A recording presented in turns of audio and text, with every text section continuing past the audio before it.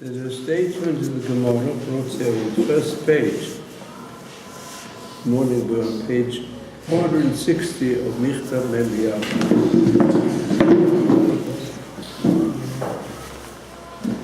And maybe I should explain. Michtav Eliyahu, this is the 5th volume of the essays and the talks of Rav Dessler. And the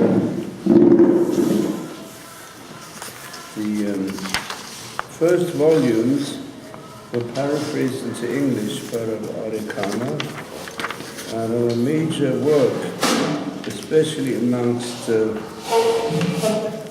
young people who ask questions concerning the Torah. They want to understand the inner workings of Torah, so they become very widespread. The title of his work is called Strive for Truth. And since, unfortunately, Rav Kama was a partner in Yeshivat, and he was the major disciple of Rav Dessler, he's the one who paraphrased his works into English. So since then, I've been paraphrasing the remaining 2 volumes, and we're now perhaps at the last essays that have not yet been paraphrased. That's the idea of my taking this as the springboard to enter into deep understanding of many areas of Torah life and learning. So we're now on this page, 460 of the 5th volume. And here there is a statement of the sages which says, when we were children, we were assumed to be grown-ups. And now when you become old, we are considered to be on the low level like babies. Well, some say this is a question of what's called, when we're young, so people, parents and teachers, they see blossoming of great understanding.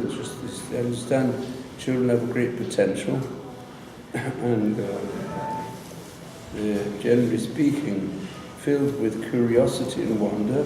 That's how they grow. When people become old,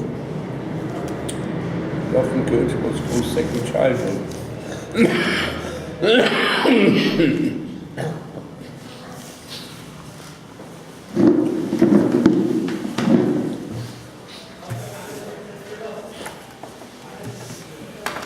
But there's a deeper aspect of it.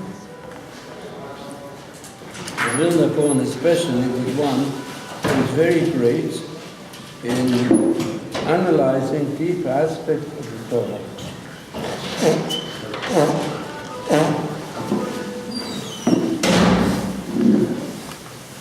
So, according to Midrash, this can be compared to a chicken. When it is young, the mother feeds the chicks and even places all the food into the beaks of the chicks.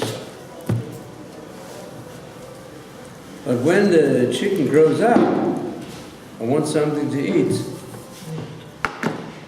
then they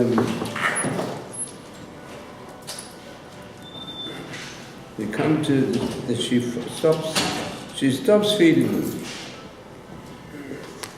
and she starts even hitting the chick that it should go and feed itself.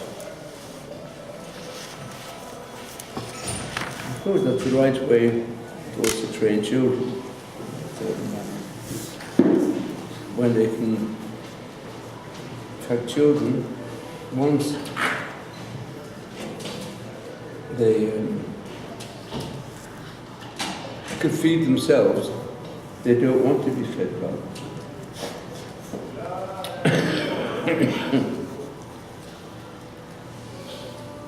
when they start, for example, moving, you need to help them a bit. But once they can move themselves, they want to crawl.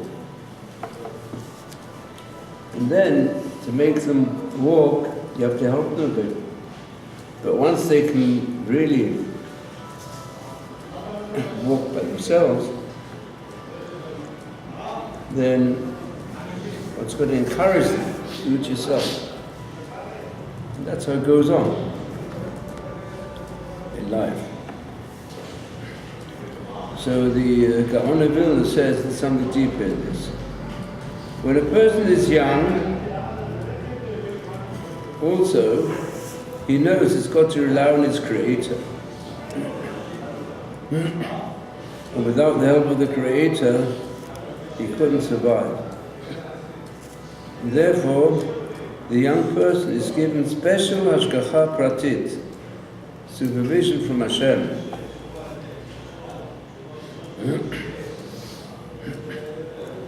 But once the person grows to a certain feeling of independence, he trusts upon himself. And he stops putting his trust in Hashem. Therefore, Hashem also takes away his providence. I'll add to this comment an important comment made by one of the first works on Jewish thought, on Emunah, on faith in Hashem, and on moral qualities, called Chovot HaLevavot, the duties of the heart. It's interesting, this work was written by a Dayan,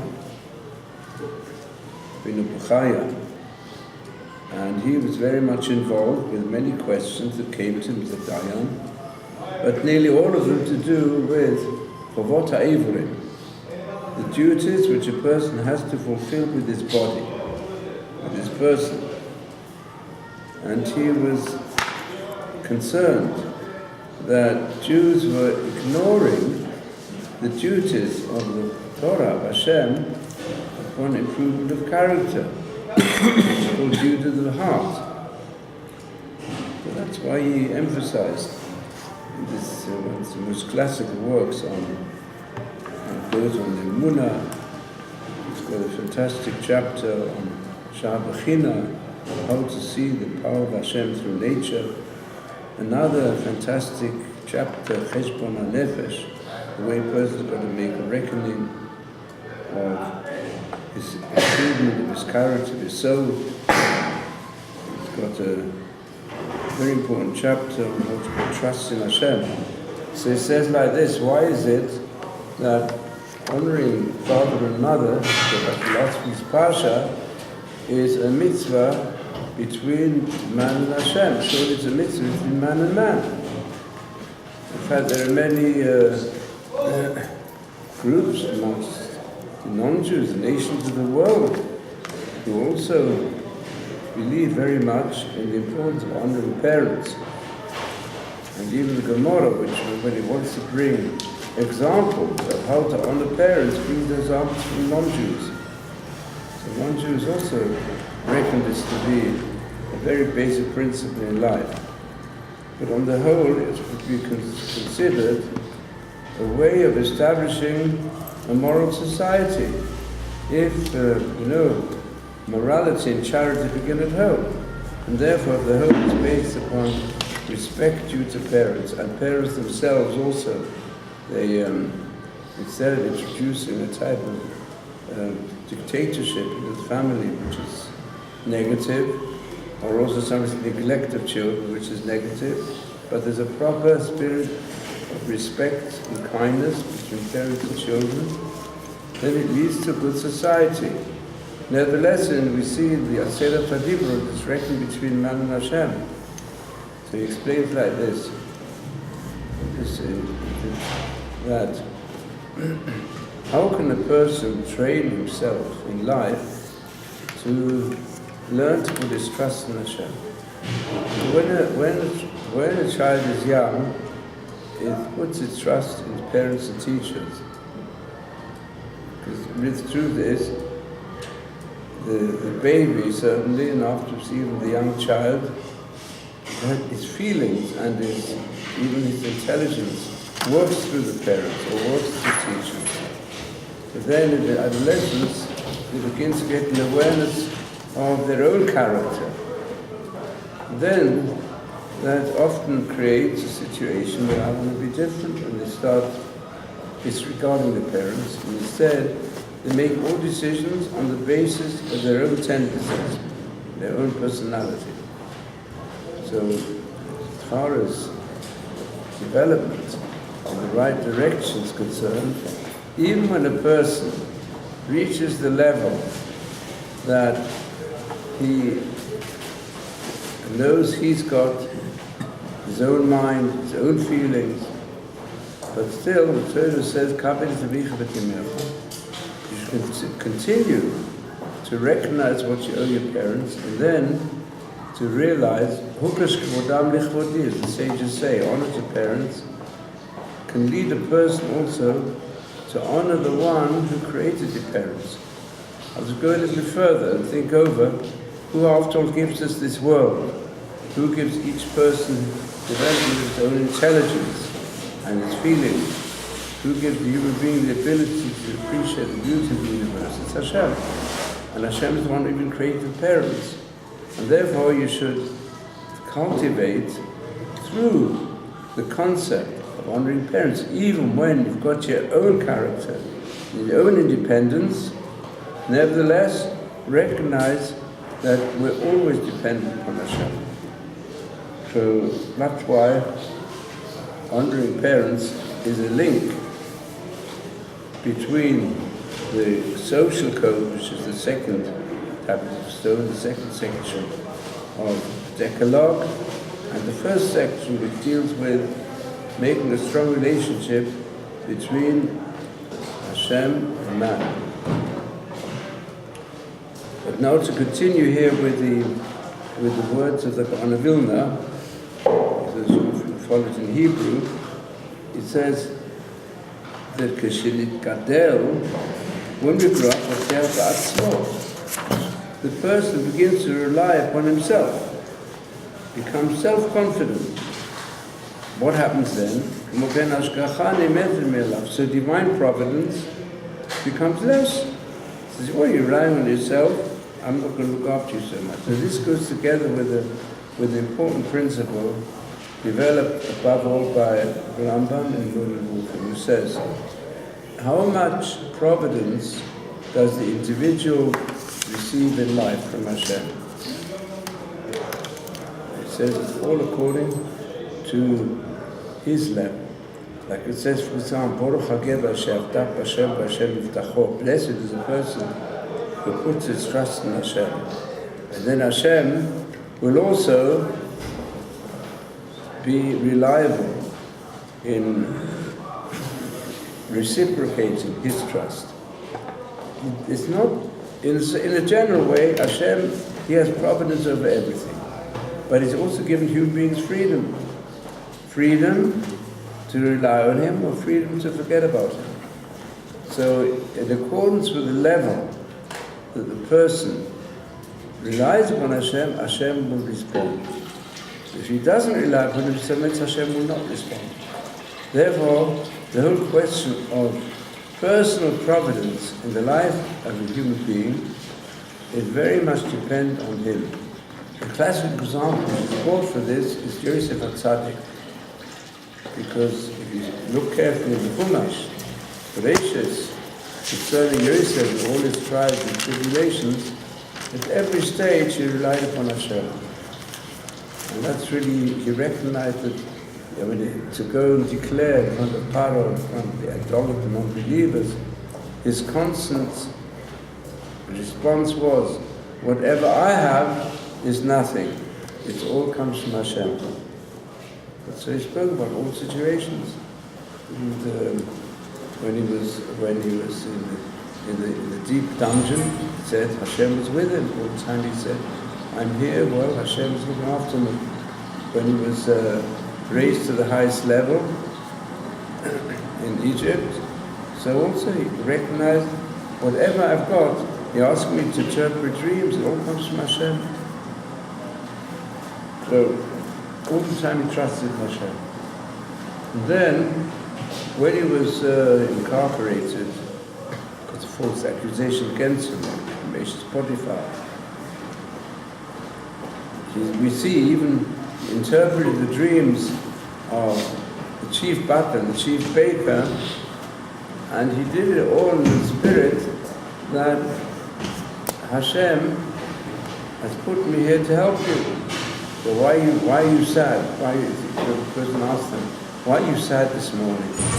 Which is an unusual question to ask in these terrible prisons under the earth. Who wouldn't be sad? But since he cheered everybody up,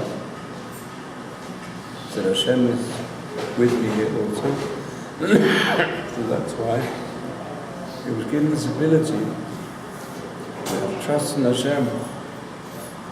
Then when he interpreted the dream of the chief butler, he asked him, please, when you get back to Pharaoh, please remind him of myself, and maybe that'll be the way to pull me out from here. So the sage is there because he trusted in the butler too much. So he spent another 2 years in prison. The butler forgot all about it. So because of his madrega, on his level, Hashem expected him to not go and rely too much. He said, oh, he didn't ask him. He asked him twice.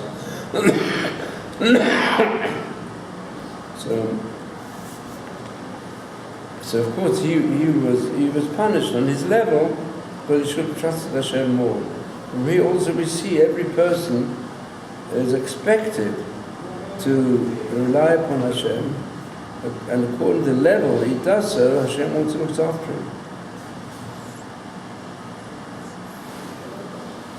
So now here the Vilna Gaon, carrying on the middle of the paragraph, it says like this: כמו כן ישראל קודם הים, המתייראים מן המצרים ופותחים בשם מאוד. They were between, they call the devil in the deep blue sea. They were between Paro and between the deep Red Sea, and they were much afraid of the Egyptians. And they turned to Hashem, they trusted Him. So then, they had a high level of bitachon. But afterwards, their trust in Hashem became weakened. They should experience the enormous miracles of the sea, splitting of the sea. But afterwards, they came to the bitter waters and started complaining. Hashem is not looking after us, not giving us sweet waters to drink. And then they complained also to Moshe. And they even had doubt whether Hashem was looking after them. Therefore, the Hashgacha became weakened.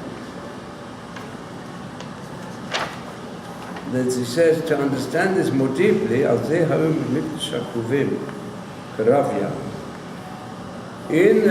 the sanctuary, and after the temple, the most holy place was the place of the Ark of the Covenant, which contained tablets of stone and then the Sefer Torah. And from the lid of this holy Ark came up the cherubs. And the cherubs means karavya, like children. In other words, they were like little children who put their trust in Hashem. This is Kiyum HaShechina. The divine presence stayed with them when they behaved like children and put their whole trust in Hashem. So this is the statement that goes on. To understand it, he says like this: Mishpatei Hashem emet tzadko yartav ubi advarim kachu. The explanation is as follows. We say in Tehillim, the judgments of Hashem are true. They are totally righteous together. What does it mean they're righteous together? V'yadua ma shepirish b'tzol salam tishkol onesh shemekabel adam harinogea gam la'achirim. Any punishment that comes upon a person doesn't just come upon him, it affects his wife and his children. For example, Kudidan Lamasa meet a person has been given a sentence to be imprisoned or to be killed. Who suffers? His wife and children.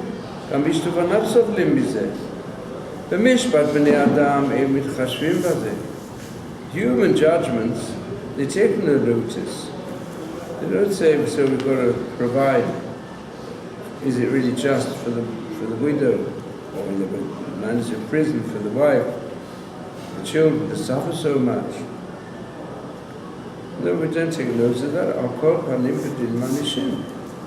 We have to punish him.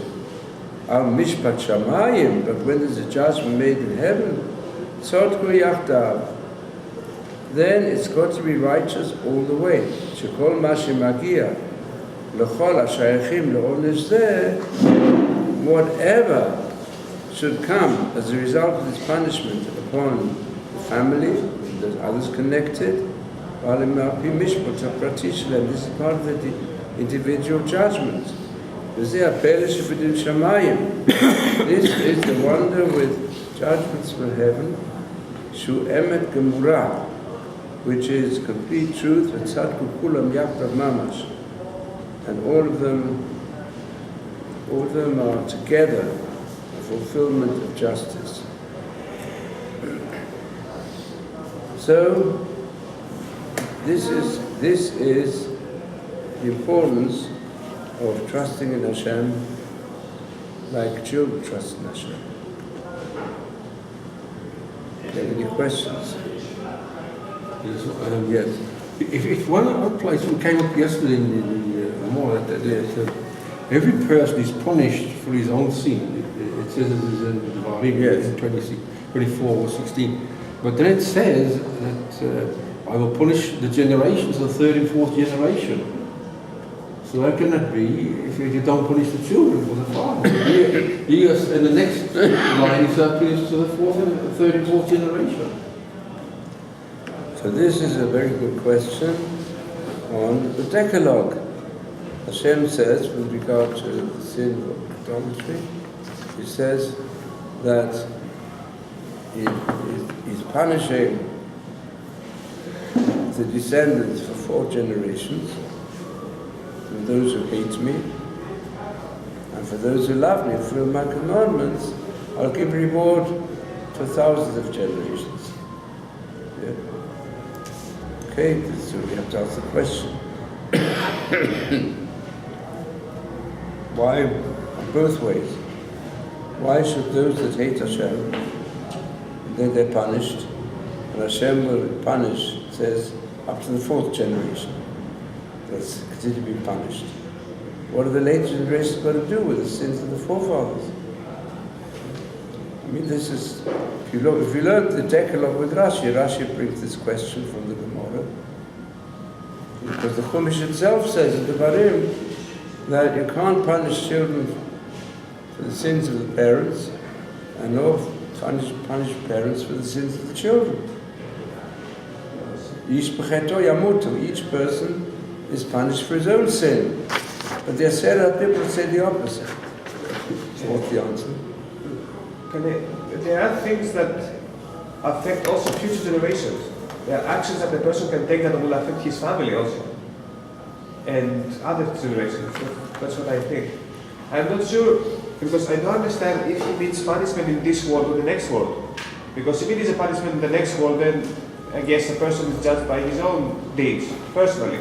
But if there are punishments in this world, there are actions that actually affect the whole family, sometimes. Any one of you learned the Serat al-People with Rashi? Should know the answer. It's also written in the Targum. The Arabic translation gives the same answer. I heard something, I'm not sure if it's the Rashi, that it means that sometimes it's in a normal situation people would be alive still and see their grandparents, and in some situations it's even possible that he lives while his great-grandparents are still alive, And if this person sees that this grandfather or father is a sinner, and he still repeats his sin, even having seen that it brought him nothing, it brought him only suffering, then he will be punished for the sin if he goes on and repeats it. Okay, any other ones you've seen? So, It can't be that parents are absolutely off the hook for improperly raising a son or a daughter, not teaching them right, and being mourned by teachers or other people, that they're off the hook. In other words, they're not punished for it. I don't think that's possible. It's their fault. If it's their fault that that's how the children came out, they robbed his thieves or whatever it is, that's to the extent that the parents could have tried, they didn't try, then it seems to me the parents are going to be punished. okay, well, look, I recommend you should look at Chumash Rashi. The Chumash Rashi next last Pasha, they said it at Dvar. No, I'll tell you what it says. I'll be trying now. The principle, it's mentioned in the Gemara. The Gemara asks the same question. The Gemara answers, זה כשאוחה זה מעשה ידי אבותם ידיהם, וזה כשאין אוחה זה מעשה ידי אבותם ידיהם. Everything depends upon whether the children carry on the actions of their parents. If they carry on the actions of the parents, then the punishments will still come, and they'll affect their lives. But what it means is, because the sinfulness continues, therefore the punishment continues. And that's for 4 generations, for those who hate me, but for those who observe mitzvot. So the loving kindness which Hashem gives to the parents, because of their fulfillment of mitzvot, when the children continue in that path, then Hashem continues to bless them for thousands of generations. So to put it in its more contemporary language, say like this: we know today that genetics play an important part in understanding the physical structure of every person. A special genetic code which exists, DNA and other things, they produce the potential of different kinds in each person. So we know there's physical genetic influence. And what it says in Aseret HaDibrot is also the thing as character or spiritual genetic influence. In other words, let's look at the good side first of all. If there are parents, and let's even go back to Abraham Avinu, what the concept is. He did lots of kindness in a extreme manner. And the genetic influence of his enormous loving kindness entered into his descendants. Therefore Jews until today, they have a tendency to do chesed. And we know there are others where there's a tendency to murder. Jews, are these just individual decisions? We're told no. These are genetic influences. They're definitely genetic influences for everyone who deals with criminology.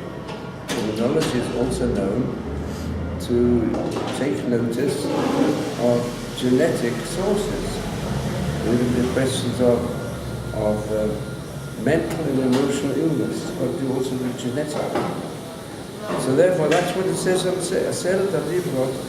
Is in fact, I've seen Gentile works.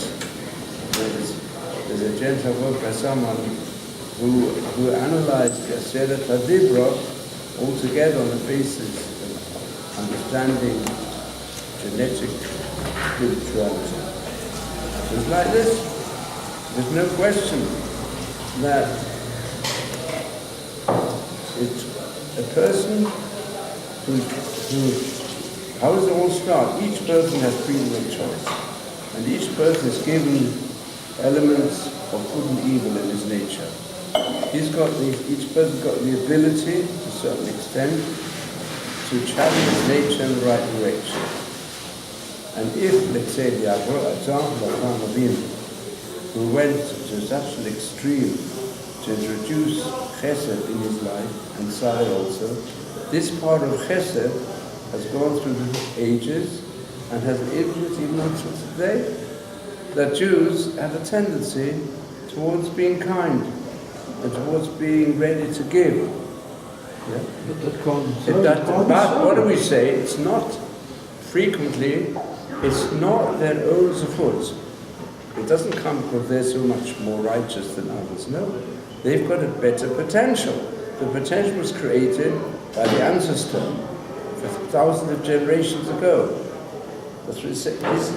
This is the Tikkun Aseret HaDibra. Because the Ohavayim Shomrei Mitzvotai, it creates a solid genetic basis for continuing acts of kindness that go on throughout the generation. It's not the person, each person is given a certain amount which is based upon Zechut Avot. Zechut Avot is not a merit of the father. It means the quality of kindness and of goodness which exists in the parent has created genetic power with the children, the grandchildren, the great-grandchildren, and so on. And vice versa. I mean, how do you explain this this streak of Pere Adam, which continues on today? It's also a genetic situation certainly which has certain power. But Esau had the same mother, the same father. He was born in the same womb, and he's a totally different personality. Yeah. He had the same mother, same father. He even had a big righteous brother. Yeah, so how could he turn out and carry he had on? a different genetic structure. Took after his Both own. of them come He took together. after his own. He took after his own. Pardon? He took after his own. Okay, what? Laban, he took after his own. Yes. In other words, that was the Laban. genetic structure, whatever, Yes. that was passed on to him. With Rivka, yes. But they are also positive. They are also positive. I believe that there are also positive characteristics that go into. There are what? Positive characteristics of the Positive, person. yes. Positive. There are positive characteristics which can carry on for thousands of generations. Then negative characteristics. But we see Midah, that's the point concept. Midah Tova Mruba, Midah Puram. Otherwise we say for evil actions, Hashem has made room, He is allowing the evil to become weakened after the fourth generation. And then He strengthens the powers of good individuals. But what this means is that a person's true freedom of choice is on a completely different level according to ancestry. It doesn't mean that each one's got the same power of the structure of freedom. So he's free to use his own contribution for good or for evil. But at which level?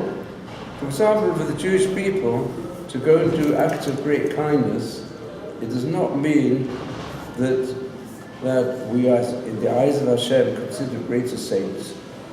Why? Because, on the contrary, we've received this. Even Jews have moved very far from anything to do with Judaism, but we've got inside ourselves this tendency to want to give to charity, to want to be kind to others. You should see when people make surveys of giving in any country. You see the Jews, sometimes they give more for non-Jewish causes, but still they've got a readiness to give superior to many other groups. It does not mean to say that these Jews are saints and the others are sinners. Because the Jews have got this background, this genetic background, which is the way we've been made to be ready to give. While many of the Gentiles don't have that advantage. Abraham had a father, Terah. They used to make idols.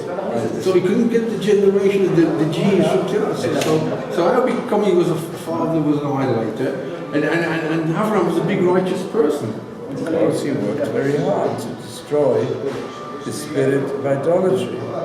Look, even Terah, you go back, so he went back to Shem. Of Shem. Yeah? And Shem was a righteous person, and Lot was a righteous son. So therefore, the greatness of a person is to go far beyond what he's received. With the sage of 10 generations, which were from Adam to Noah, so they went down and down and down. But Noah decided, despite the fact that generations had disappeared from the level of shades, the level of his great-great-grandfather, they were going down all the time. But he said he saw it went too far, so he decided, I'm going to dedicate myself to Hashem, to do away with social violence, sexual violence, and idolatry. So he made a point of being Ish Tzaddik against his generation. Abraham Avinu went even further against his generation.